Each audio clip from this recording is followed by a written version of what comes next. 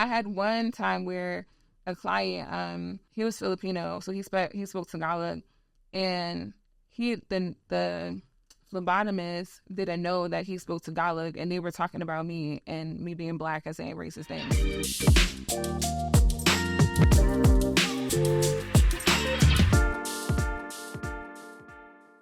Welcome back to the Found Free podcast. I'm your host, Sabia Wade, where we talk about spirituality, business, activism, liberation, all the things, because we all need to get free. And I'm happy because, one, if you didn't catch part 1 of this, you need to go back.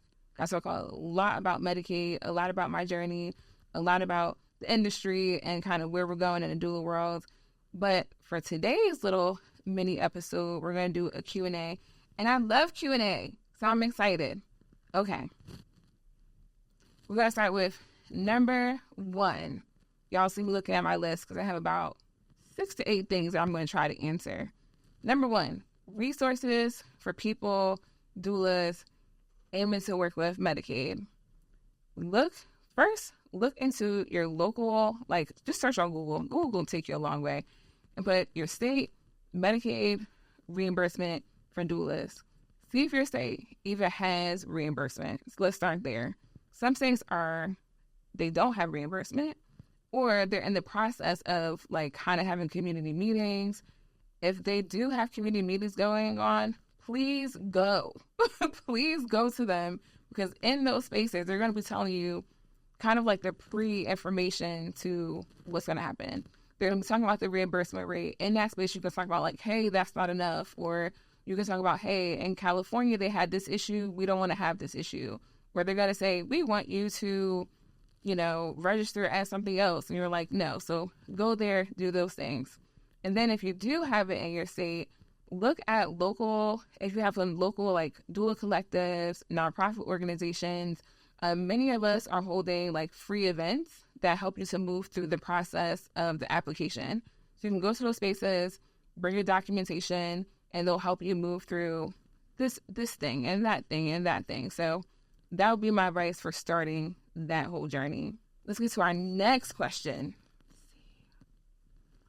What are the ethical considerations and boundaries in birth work that you focus on at the beginning of your career? I can't say enough that I focus on, I'm Black and I'm gay. Those are big things that I focused on, in the sense of I wanted to be seen. I didn't want to go to a space where I didn't see myself. I was I don't want to learn about everyone but myself. This is who I focus on. This is my group. This is my community. And I also want to learn about myself. So seeing yourself in a space is really important to me. And then most importantly, I feel we all have to start with some type of framework. So your framework for your ethics and your morals may be connected to, I don't know, Buddhism, or maybe connected to your spirituality, or maybe connected to your activism terminology understanding.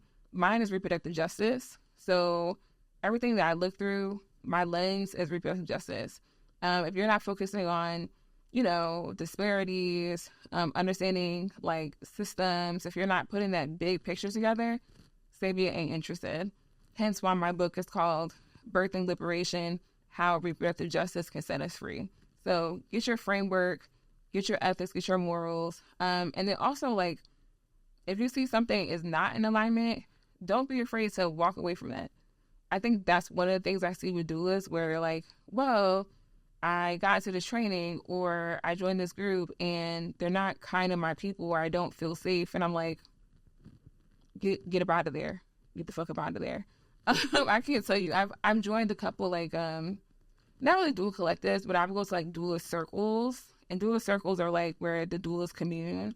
And I would be oh yay, I'm going to meet these doulas. And then I would go there and I would be othered, in that bad way, where everyone's oh, you're Black. Oh, you're queer. And I'm oh, no. I need to get up out of here. So that's what I would say for that one.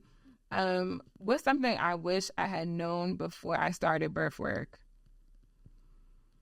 I wish I had known how beautiful this work is. Yes. But how exhausting it is. And And exhausting not only because like of like obviously if you're focusing on birth, you're gonna go to birth, it's for 3 days. I mean like the mental exhaustion. Like there are so many times in my life where, like, for example, I had a client that I worked with. I actually was working with them postpartum, and I had twins. Twins are always my postpartum. I don't know why. Even in my mediumship, I always pick up on twins. Twins are like living, they come to me. Not living, they come to me. So that's just my thing. But I was working with this particular set of twins, and the parent also had a toddler. And the kids were just beautiful. Like, she also was cool. She was a great person. But she had a lot of mental health issues. And, of course, I was, like, cool with that. Like, we had an understanding of that. Things were fine. But one thing that happened in that space was she went through a mental health crisis. And I had to call the people to come help because it was way out of my hands. It was way out of anybody's hands. And I needed to call like professionals to come in for safety reasons and all of that. And I remember like how, like when I said I was sad, like I was so sad. Like it took me a few days to even get back into like, just like, you know, the regular doula like hustle, going to visits, going to this. Like I sat in my bed or just like laid in my bed for like 2 days, just like, you know, obviously checking in on her and the family and make sure that everyone was fine. But at that time, I just remember recognizing like this shit is deep. Like this shit is so deep. And I knew that. I learned about postpartum mental health, right, during my times of being a doula, being in a prison birth project. I learned about these things, but to be in it was something different. To see it at its like, you know, this level 10, like mental health crisis and being so like, you know, you aim not to be so attached because you know that this family is not quote unquote your family, right? But you do have a level of like protective, like instinct over them and the kids. It was just a lot. And I remember just thinking back to that time of like, damn, like, and at that time I had been doing this work for like 3 or 4 years. And it was like in that moment, I was like, I wish that I would have known how deep this shit can get. And the kids are fine. Everyone's fine. Everyone's good. But I just remember being like, I didn't realize how deep it can get and how much it can impact me and how much it was important for me to have resources for myself, not just the clients, because you know the clients were like, oh, here's the therapy options or here's the this options and this. I was like, I needed to have a system for myself, and I didn't have that. So I wish that I would have known that my health, my mental stability, whatever that is, I needed my own care team just as much as I give a care team to the people I work with. Now, I have an amazing care team. I have my spiritual director, TJ. I have my pelvic floor therapist, because, you know, your girl had some surgeries, pelvic floor, anxiety, all that. I got my psych nurse, my regular doctor, my therapist. I have my Dom podcast director, person, owner. I have other people in my life, my friends, that I'm just like, I need support. This is my support team, my care system necessary to do this work. Okay. Is there a link between birth work and sex work? Yes. Yes, yes, yes. I mean, I think like, depending on how you ask the question, right? Like birth work, a lot of babies, you know, get here through sex. So like, that's like a clear connection to me.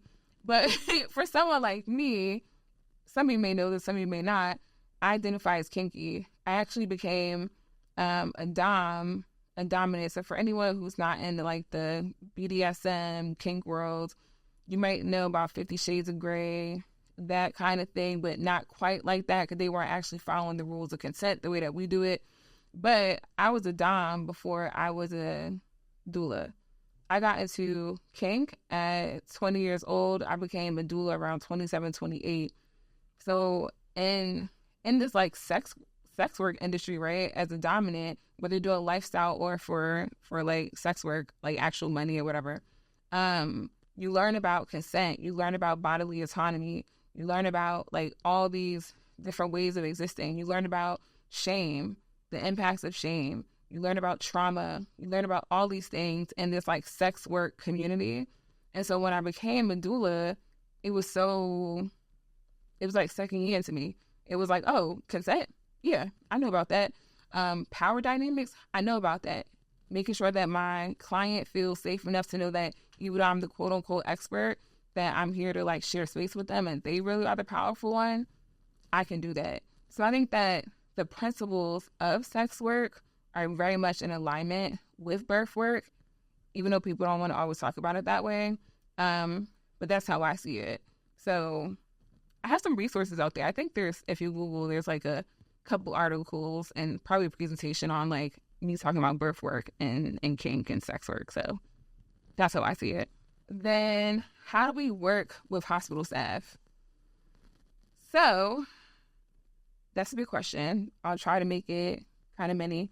But the first thing I would say is like, we have to not demonize them. So in my book, Birth and Liberation, I start off by telling a story about a mother who was having a baby.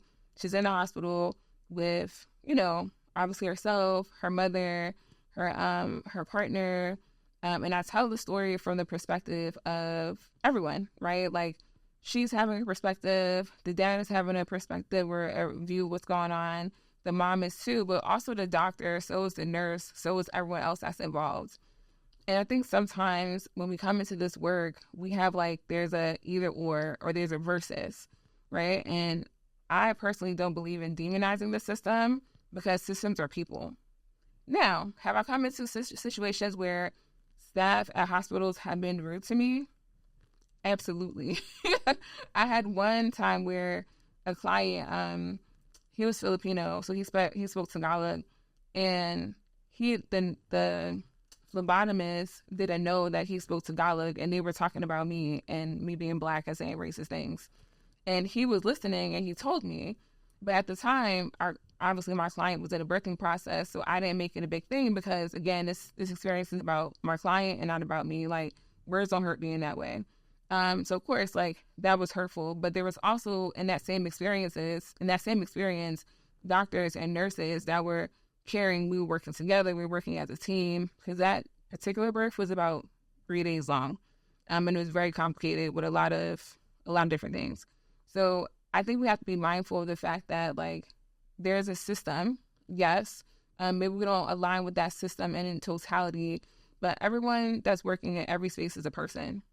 Right. And so that nurse that's working, you don't know how many clients she has, what her day has been like, what her trauma what she may be moving through.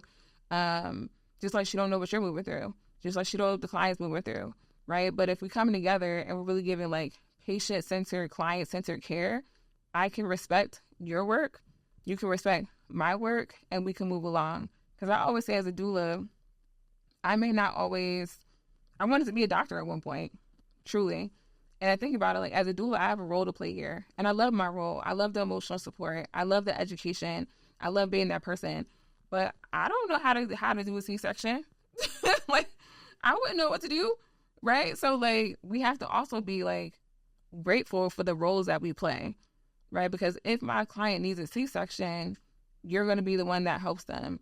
If my client needs Pitocin or a medication, you have the ability and the knowledge to do that. If my client needs emotional support and they need someone to hold their hand and talk them through it, I'm going to be the one to do that. So I think it's more so about not this versus thing, but more so of we can work together. I can respect what you do. And that, yes, there are going to be some people in a space that are going to be annoying, ridiculous. Yes, but that's life. So at that point, it becomes a you thing. Do you know how to handle confrontation? Do you know how to handle being uncomfortable? Do you know how to center your client even when you're feeling, some things, right? And that's a learned skill. So, and many stories, many things around that. And then how do you heal from birth trauma your client's experience? So my number one would be, one, be mindful of when you're going through a experience with the client, what you deem as trauma, the client may not deem as trauma.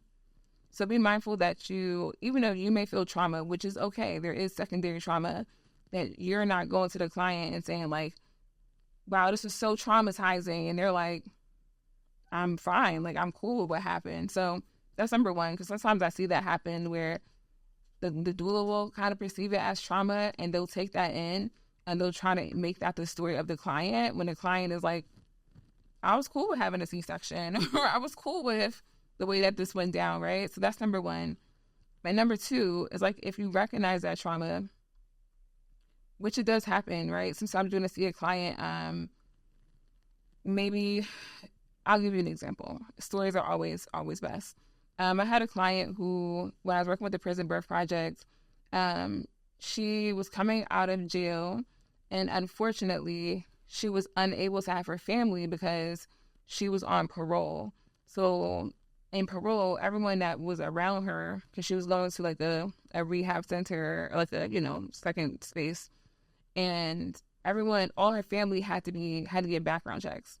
So because literally she was in labor in the prison, she found out she was getting released. She shut down her labor, which happens a lot in prisons, where when people learn that they're about to get out, they literally will shut down their labor. Like mentally, they'll shut down, their body will shut down, and they'll pause.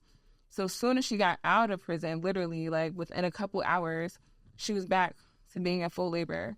She went to the hospital. Of course, she wanted to call the partner, the husband, the father, her parents, whoever.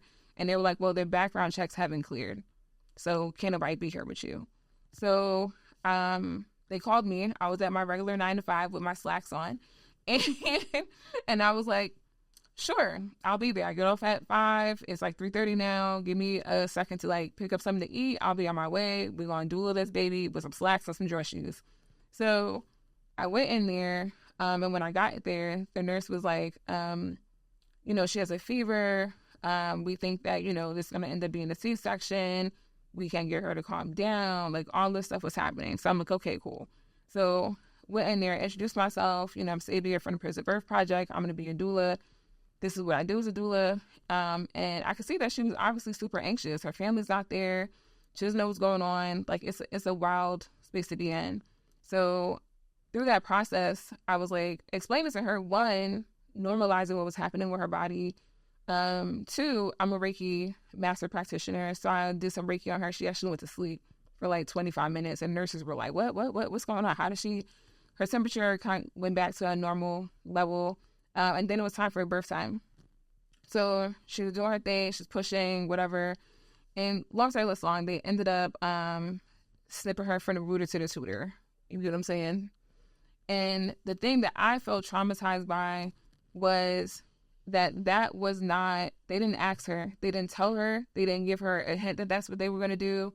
They didn't. And it wasn't like anything was going wrong in the process. She did have a large baby, but it wasn't, people have large babies all the time.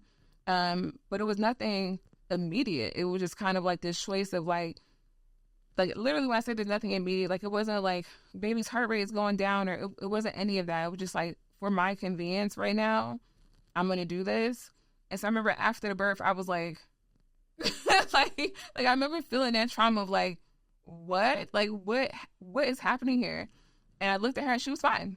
She was like, oh, my baby's here. I'm excited. Like, I'm out of prison. Like, I'm about to go to the next space. Like, I'm so happy you were here. And blah, blah, blah. And I was like, I just wanted to tell her, of course, in my own head, like, oh my gosh, they did this. They didn't ask your permission. They didn't give you consent. They didn't do any of that.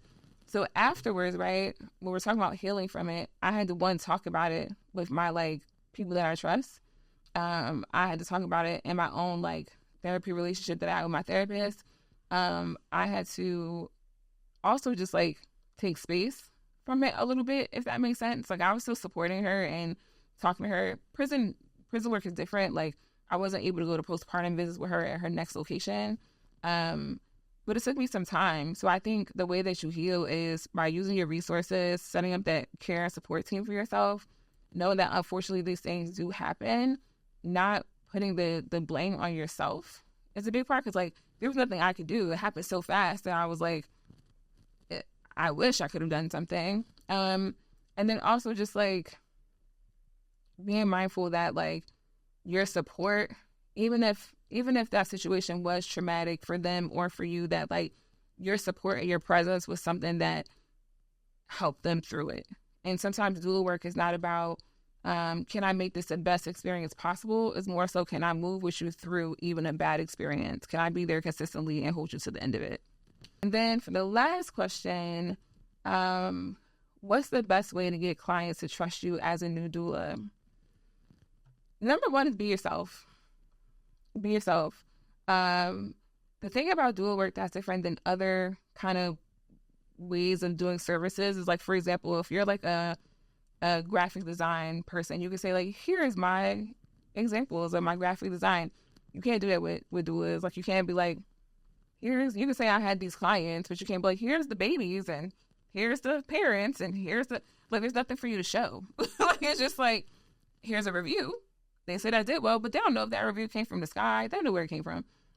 So I would say be yourself, because this work, yes, it's about knowledge and how much you know and woo, but it's more so about energy. So like, if your energy is feeling like genuine, if your energy is feeling good, if it's feeling like you have a good connection, a lot of people are going to work with you just based off of that. When I was a new doula, I always had that thought, like, I've never had a baby before. People are not going to be interested in me. And then I also learned that some people want us working because I never had kids. They were like, you don't have this idea of how I should do things or what I should do.